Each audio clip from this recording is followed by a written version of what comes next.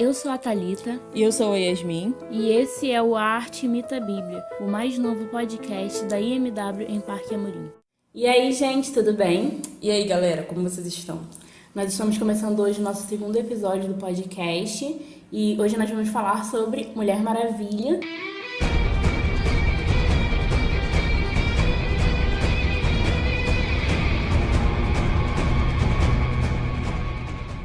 Para começar, nós vamos falar sobre o filme. Ele foi lançado em 2017, é produzido pela DC, dirigido pela Patty Jenkins. Então, galera, como a Thalita disse, esse filme é de 2017 e pra mim esse filme é um dos melhores da DC, pelo menos desses últimos que tem saído, né? O universo cinematográfico da DC não é tão legal assim, pelo menos ao meu ver. Aí os DC-nautas aí que lutem, mas eu prefiro a Marvel. Mas enfim, eu gosto muito desse filme pela mensagem que o filme carrega. Bem diferente assim, dos filmes da Marvel, eles têm uma mensagem até meio careta, meio estranha pra filme de herói. Mas se a gente parar pra pensar, dentro do nosso evangelho ele faz bastante sentido. E é sobre isso que a gente vai falar hoje. Então, gente, para poder dar o start aqui, a gente vai falar um pouco sobre a história do filme. Basicamente, antes da Diana, né, antes da gente saber da Diana, a gente sabe da história, que é o quê?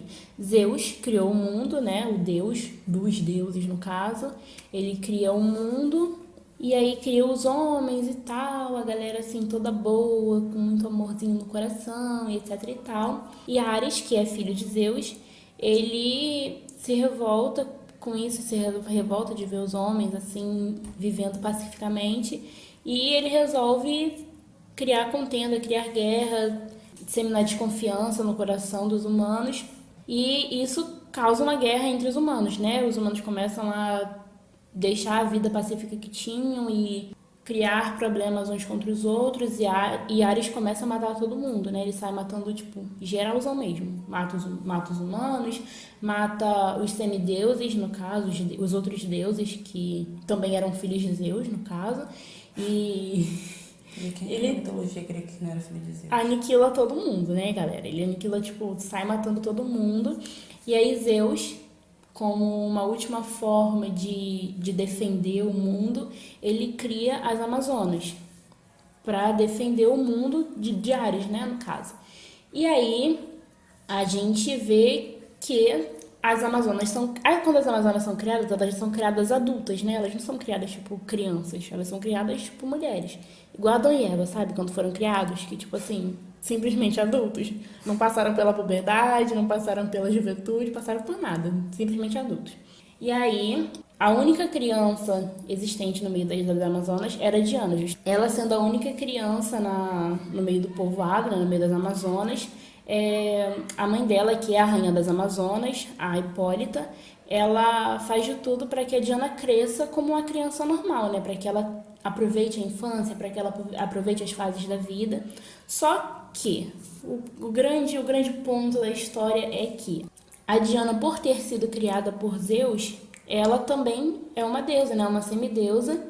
E a gente descobre no decorrer do filme que ela, na verdade, é a única capaz de matar o Ares, de, tipo, enfrentá-lo. E a gente vê ao longo do filme que a Hipólita repete muito que não quer que a Diana lute, que ela treine, que ela se prepare para guerrear, porque quanto mais forte a Diana fica, mais chance tem do Ares encontrar ela, né? E aí, como boa mãe que a Hipólita ela se preocupa, né, de perder a filha, de ter que entregar a filha para um mundo, no caso, né, e ter que deixar ela ir lutar, porque, obviamente, corria um risco, né, da Diana morrer.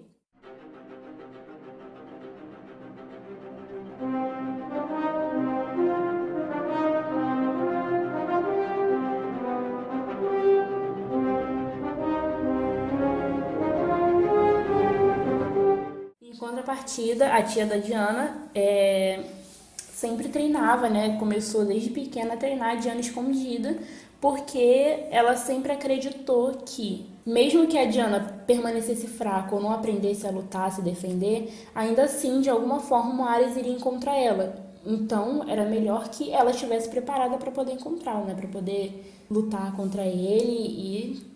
Sim. E só uma observação. Quando Zeus ele cria as Amazonas lá, ele isola ele coloca elas numa ilha lá, e é meio que a Wakanda aí. A ilha tá lá, tipo, tá lá no mapa, mas tem uma barreira invisível que até então nunca ninguém tinha ultrapassado, né? Mas Zeus coloca essa ilha lá escondida dos homens para que ninguém tivesse acesso, para que ninguém visse e para que essas guerreiras conseguissem realmente se preparar para isso. Sim. Só que aí depois que a Hipólita, né, que é a mãe da Diana, ela percebe que nada do que ela fizer vai ser suficiente para poder parar a Diana, ela permite, né, que a Diana lute, que ela treine, mas ela deixa bem claro que quer que ela se torne a melhor, que ela fique tão invencível, tão boa no treino, que ela supere até a líder das Amazonas lá, ali, a general, sei lá qual é o nome do negócio, general mesmo, né? E aí, de fato, a Diana treina muito, ela se dedica.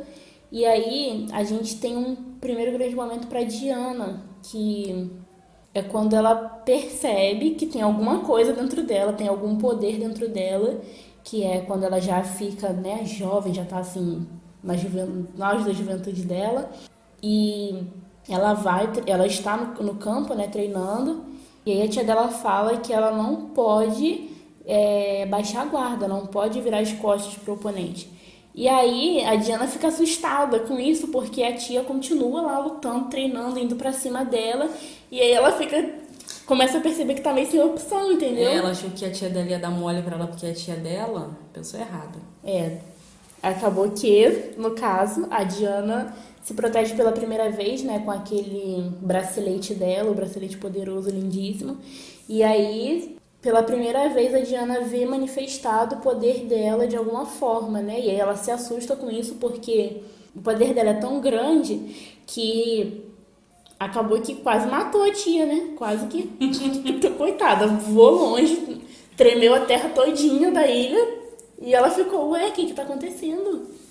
Aí a gente tem essa primeira partezinha do filme e tal, elas estão na batalha, aí acontece uma coisa um tanto quanto inusitada, porque até então era uma ilha escondida, elas nunca tinham tido contato com ninguém, a não ser elas mesmas ali, e um personagem é introduzido à história, o Steve, ele tá fugindo dos alemães e ele meio que tá com o avião dele, fica despedaçado, e ele cai logo na fronteira, tipo, ele ultrapassa aquela parte visível daí, ele entra na ilha.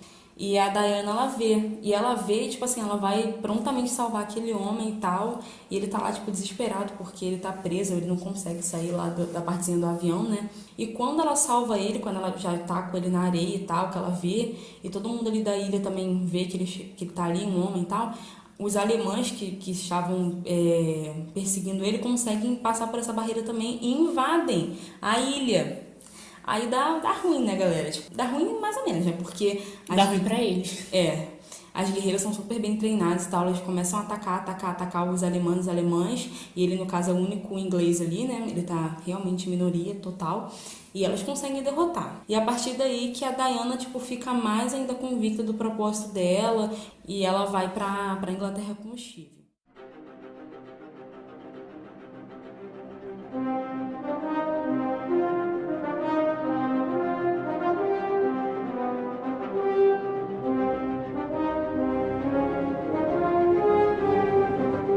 E a primeira coisa que o Steve fala pra ela quando eles chegam na Inglaterra é tipo, bem-vinda, linda Inglaterra, maravilhosa e tal. E aí já é o primeiro impacto dela porque ela olha pra tudo, tipo, olha pra todos os lados e só vê, tipo, tudo cinza. Aquela atmosfera de guerra mesmo, sabe? De tristeza. Porque ela sai de um lugar lindo, né? De uma ilha, tudo verde, vida, né? Você consegue enxergar a vida do lugar de onde ela saiu e você já consegue, naquele momento, ver que a visão dela é tipo, meu Deus do céu, aqui só tem o que? Morte, né? Tipo assim, literalmente o caos reina nesse lugar. E aí, a Diana chega e já quer desesperadamente correr atrás do Ares, né? Porque ela fala assim, não, me leva lá pra frente da guerra, que eu quero ir pegar esse Ares. Ele fala, não, calma aí, eu preciso entregar esse documento, esse caderno pro meu superior e depois disso a gente vai pro front e aí você mata quem você quiser. Só que o Steve, ele não acreditava muito nessa história de Ares. Ele só ficava assim, tá, Ares, o deus da guerra. Deus mitológico. Tipo, Aham, sei. Bacana. É que eu moro na Inglaterra, amada. É meio que é um negócio assim que na cabeça dele não fazia sentido e obviamente, né, pra nenhum humano normal faria sentido. Mas ela segue ali firme no propósito dela de que absolutamente ninguém vai impedir ela de encontrar o Ares e matar ele. Só que uma coisa importante de se destacar é que ela acredita que a espada que ela tá carregando com ela é a matadora de deuses, que é com aquela espada que ela vai conseguir matar o Ares e ele não vai conseguir resistir a nada disso. Só que a gente vê no desenrolar da história que não é bem assim, né? Que a espada, inclusive, serve para absolutamente nada. E aí a gente enxerga já nesse momento, né, que ela tá na Inglaterra ali, meio que nessa interatividade com o Steve, com os amigos dele, que ela encontra o Sir Patrick, né, que é um dos líderes, né, da Inglaterra lá, do exército, sei lá. ele faz parte ali, tipo, do governo ali vigente. Ele meio que eles estão fazendo um acordo para que a Alemanha assine para se render, né? E eles querem a todo custo que esse documento passe, que eles assinem para que essa guerra acabe, porque assim, ninguém tá aguentando mais. A guerra é um tempo, assim, muito difícil, não só para quem tá no fronte da batalha, mas é desgastante em todas as áreas da sociedade. Não é só para quem é militar, sabe? Toda a sociedade sofre muito com a guerra. Então já ninguém tava mais aguentando, sabe? Tipo, então eles estavam querendo desenrolar para que, no caso, ela assinasse e meio que se rendesse à guerra e desse fim a todo esse sofrimento. Sim. E aí, o Steve, ele quer a todo custo conseguir resolver o problema lá com os superiores dele, né? Já que ele era o espião e era o trabalho dele fazer isso. E aí, esse Sir Patrick, ele nota que a Diana é a Diana, né? E aí, logo em seguida, a gente vê ele financiando a ida do Steve, da Diana e dos amigos deles lá pro fronte de guerra, né? Clandestinamente, no caso, porque eles não tinham permissão. E aí, a gente vê nesse momento a Diana passando pelas pessoas, né? Eles estão indo pra embarcação. E nesse momento, a gente vê a Diana e o Steve indo encontrar os amigos, né? No ponto de encontro, e aí eles passam por vários soldados voltando da guerra, vários soldados feridos, muito, como eu falei aqui, tipo, com pedaços, né? Tipo assim, só sobrou, às vezes, metade da pessoa, a pessoa voltando toda machucada. A gente vê pessoas nas ruas muito tristes, muito com marcas que a guerra traz, né, pra vida das pessoas. E a gente vê a Diana olhando para essas pessoas com aquele olhar de compaixão. Isso, sabe? De tipo, eu preciso fazer alguma coisa pra mudar essa história, pra poder fazer com que essas pessoas parem de sofrer. E aí, eles vão lá pro fronte, se encontram, né? Vão pro fronte de guerra.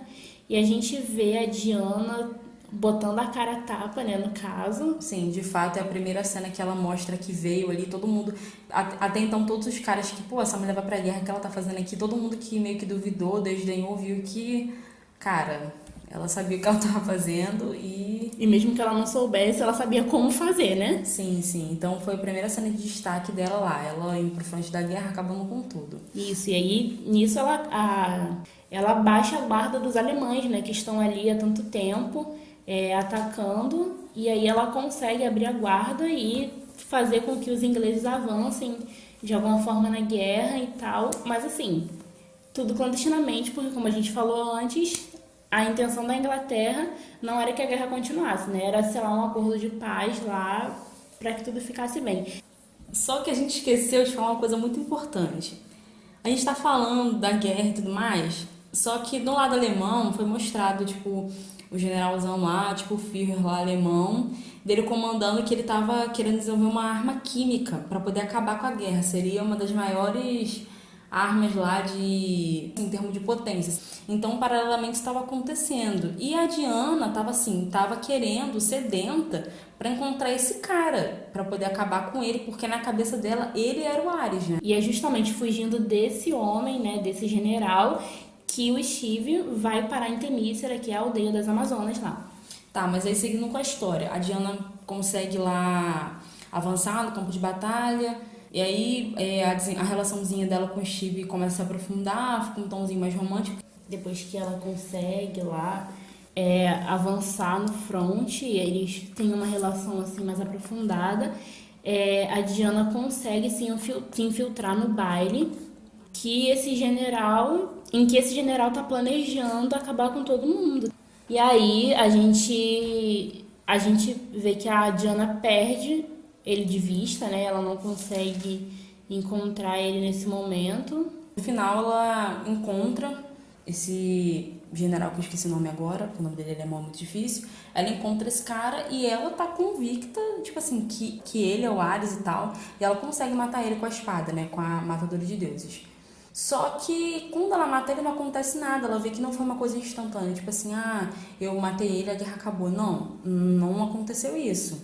E acaba que o filme tem um plotzinho, uma reviravolta, que você percebe que ele não era o Ares que ela estava falando. O Ares é uma outra pessoa, que já tinha aparecido no filme e tudo mais, que é o Sir Patrick. Sim, ele mesmo, o cara que financiou, que se fez de amigo, mas não. E justamente o cara que aparentemente queria a paz, queria que a paz fosse selada, né, que assinassem um acordo, é exatamente a pessoa que investiu para que eles fossem para o fronte de guerra. E, assim, acredito eu que a Diana mostrasse o poder dela e revertesse isso tudo em ódio, porque ele, sei lá, é o que eu penso, né? Eu acho que ele pensou assim, vou mandar. Ele notou já que era ela, né? Notou assim, Diana, dona Diana, ela pode me matar, é melhor que eu use isso a meu favor. Então, a gente já nota que ele fala o quê? Que ele tem a malícia de enviar ela para um lugar onde ela veja a guerra acontecendo e cria um ódio dentro do coração dela por isso, que crie raiva, né? Ao invés de ela querer matá-lo, que ela queira, tipo, matar as outras pessoas, né? Porque seria muito mais fácil para ele, o trabalho dele seria muito mais fácil se ela se revoltasse com a situação e acabasse com todo mundo, e matasse todo mundo, né? Só que o ponto maravilhoso disso é que é justamente o contrário que acontece. Ele quer ter ela como aliada, né, como a Thalita disse, mas ela não se curva, ela prefere amar as pessoas e dar esse direito das pessoas viverem, escolherem a vida que elas vão viver. Então, meio que ela destrói, ela é super poderosa, né? Então, nesse momento, tipo, ela dá uma rajada, não sei, eu não lembro do final. Eu sei que ela mata ele.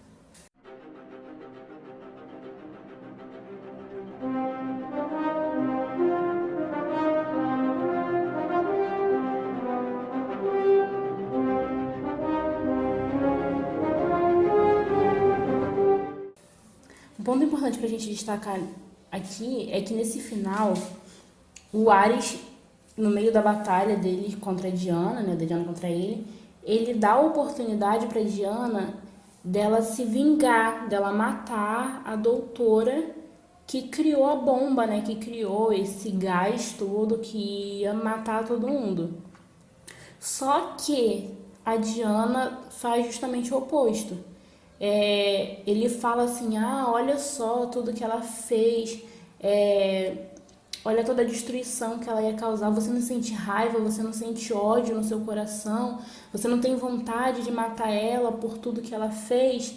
E aí nesse momento a Diana ela se lembra de todos os momentos em que ela foi amada, todos os momentos em que ela sentiu amor crescendo dentro dela, né? Tipo lá de quando ela era pequenininha, da vida dela com a mãe, com as outras Amazonas também, né? Dos momentos que ela teve com o Steve e esse amor todo que foi demonstrado, né? Que foi doado para ela e que ela pôde também compartilhar com as outras pessoas, é justamente o que dá força para ela, tanto para não matar, né? Não matar a doutora Maru, ela tipo ela tem, no caso, misericórdia da doutora lá, assim como ela todo esse amor, né? Tudo isso que ela sente que dá força para ela derrotar o Ares, porque enquanto ele tá ali achando que ela vai matar a doutora, que ela vai tipo usar todo o poder dela para poder acabar com o que sobrou do mundo, né? Das pessoas ali,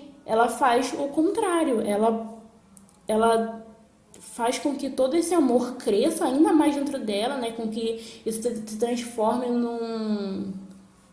É tipo um nitro, sabe? Da Fórmula 1, que a pessoa injeta o nitro para poder dar mais velocidade. Então, é esse amor que injeta mais poder nela para que ela vença de uma vez por todas o Ares.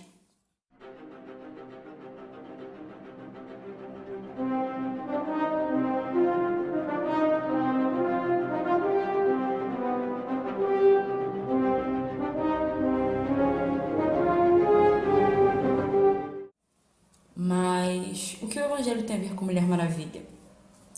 Bom, desde o começo, assim, o filme tem bastante referência. Claro que essa é uma observação, galera. É uma opinião nossa, obviamente. E é muito. Cara, da primeira vez que eu vi esse filme, eu tive uma percepção totalmente assim, diferente de como eu revi agora, né, recentemente. Mas fica muito clara a referência, e aqui eu quero abrir um parênteses gigante de falar que é só uma referência, é só um simbolismo. O que eu vou falar agora não entendam literalmente. A representação da Mulher Maravilha ali no filme, na minha opinião, se parece muito com a de Jesus. Da questão, tipo, dele ser o filho que veio para salvar, de ser a coisa da salvação, e principalmente da mensagem do amor e tal. Porque no final, tipo Da assim... compaixão também, né, que ela tem pelas pessoas. E a gente também vê isso muito... A gente vê isso muito, não. A gente vê isso na trajetória de Jesus, né? Que ele tinha muito amor e compaixão com as pessoas. Sim, mas o propósito dela ali a todo momento nunca foi assim, era só de destruir Ares. Ela nunca, no caso, ela nunca quis destruir a humanidade. Ela sabia dos planos de Ares, quem ele era, que ele fez a humanidade, e ela em nenhum momento, mesmo ela sabendo que existem seres humanos que deliberadamente escolhem ser maus, ela sabe que o problema não está na humanidade em si e no Ares, né? Então, em vários trechos do filme, tipo, você vê essa representação, esse simbolismo da figura de Jesus na personagem da Mulher Maravilha.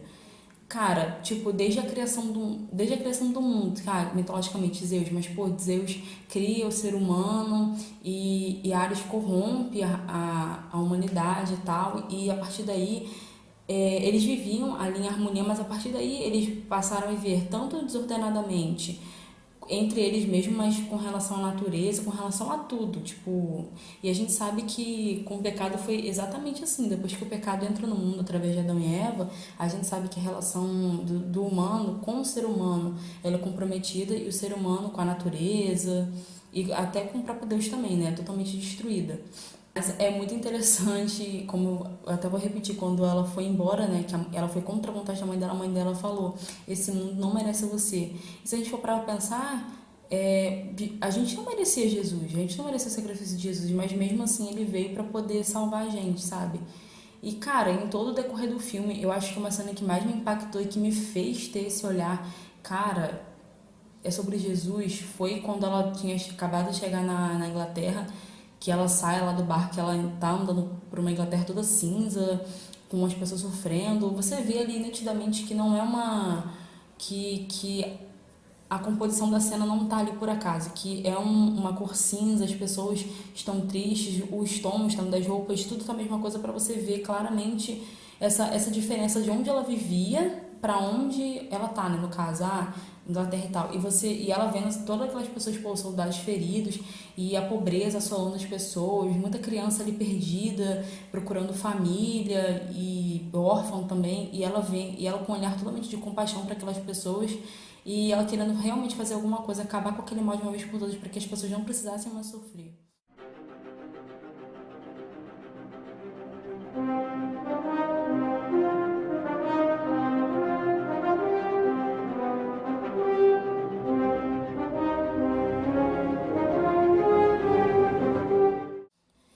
Eu sei que é uma coisa tensa de falar, porque a Mulher Maravilha é uma figura feminina, é uma das heroínas mais conhecidas, né? E, assim, a gente que é cristão e tal, a gente vê o filme e consegue entender que ela teve compaixão ali da humanidade e derrotou Ares, assim como o nosso Jesus, que morreu pelos nossos pecados, ele enfrentou a cruz, uma morte, além de muito dolorida, assim, fisicamente, Imagina, todo o pecado do mundo caiu sobre ele. Ele ali se separou de Deus, recebeu todo o castigo, recebeu a ira de Deus para que nós pudéssemos ter acesso à salvação, ter acesso a Deus, ter todo o nosso relacionamento restaurado com Ele a partir desse sacrifício.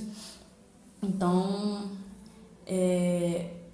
esse filme pode ter as pessoas podem desacreditar, desmerecer, uma mensagem boba, mas pra gente que é cristão, que acredita, mas até pra quem não é cristão que esteja nos ouvindo, o amor é poderoso demais. O amor de Deus por nós é mais poderoso ainda.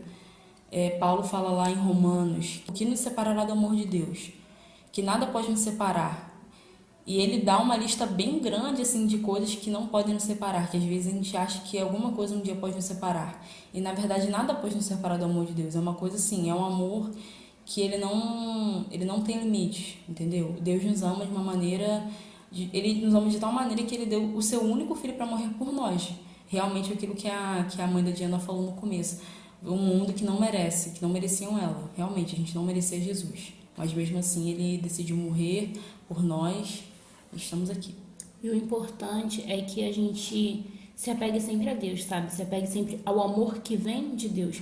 E não às pessoas, porque a gente que é humano, a gente tá sempre pecando, a gente tá sempre errando. E enquanto nós olharmos para as pessoas, nós olharmos para a humanidade das pessoas, a gente nunca vai enxergar a grandeza de Deus e a grandeza do amor dele sobre as nossas vidas. E é sobre isso, sabe? Não é sobre o quanto a gente está falando a pecar. Não, a gente peca, a gente tem que se arrepender disso e tem que correr para os braços de Deus, entendeu? Independente se a gente está acertando ou se a gente está errando, a todo momento a gente tem que estar voltado para os braços de Deus, porque é Ele que vai demonstrar amor sempre. É Ele que nos ama todos os dias, e como a Yasmin falou, foi Ele que entregou o filho dele, sabe? Não existe amor maior no mundo do que entregar um filho para morrer no nosso lugar, para que a gente tenha a chance, para que a gente tenha a oportunidade, mesmo nós sendo humanos e errando, mesmo que a gente peque todo dia, Ele ainda assim entregou o filho para que a gente tenha a oportunidade de passar a eternidade com Ele. E eu quero deixar para vocês aqui o versículo que está em Efésios 6:12. Porque a nossa luta não é contra o sangue e a carne, mas contra principados e potestades, contra os dominadores deste mundo tenebroso, contra as forças espirituais do mal nas regiões celestiais.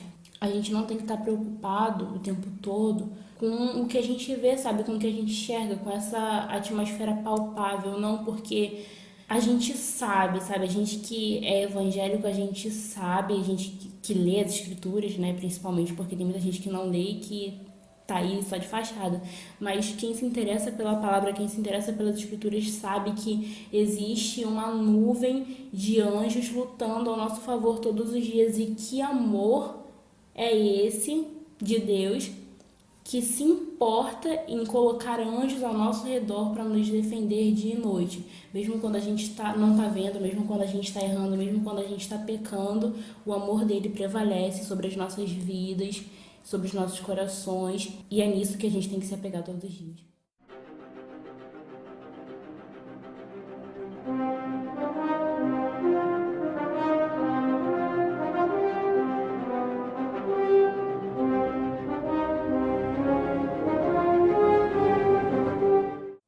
Só uma coisa que eu queria ressaltar é que, voltando ao filme, na última cenazinha, na última cena mesmo, quando ela tá toda, depois que ela mata a Ares, ela tem toda um discurso ali, uma coisa filosófica, que ela fala que ela tem, que o poder do amor, né? Ela, tipo, decide preservar ali a vida humana, mesmo que essa pessoa tenha feito escolhas ruins e tenha feito mal a tantas outras pessoas, e ela sabe que na natureza humana existe essa, ela não fala isso, né? Mas que existe uma luta entre o bem e o mal, e que nós, né, no caso dos seres humanos, a humanidade vai escolher, cabe a nós escolhermos. E mesmo assim, ela prefere acreditar na humanidade. Ninguém é ruim o bastante, galera, que não possa alcançar o amor de Deus, e ele tá sempre disposto a se chegar, sabe? Bom, galera, esse foi o episódio de hoje. Eu espero que vocês tenham gostado, que vocês tenham refletido um pouco mais acerca desse assunto, né, do amor de Deus, do poder do amor. Se você não assistiu o filme ainda, tá aí uma ótima oportunidade para você assistir, tá no catálogo da Netflix. Se você já assistiu e não parou para poder pensar com essa ótica, também é uma oportunidade para você assistir, né, para poder você olhar para esse filme com uma visão bíblica, né? Porque a nossa proposta com esse podcast é justamente essa, olhar a arte, olhar tudo que está ao nosso redor Com um olhar redimido. Exatamente. Então a gente espera que esse podcast tenha alcançado seu coração, que você tenha pensado um pouquinho junto com a gente, e a gente espera você no próximo podcast. Caso você tenha algum comentário, alguma sugestão, você pode entrar no Instagram da igreja, que é @imwpqamorim. Dá lá sua sugestão, seu comentário, você pode deixar alguma dica de filme ou de série também para poder a gente falar. Vai ser um prazer ter o seu retorno, ter seu feedback. Só aproveitando o ensejo, a gente não tem só esse podcast, a gente tem uma outra série de podcasts assim, Cremos.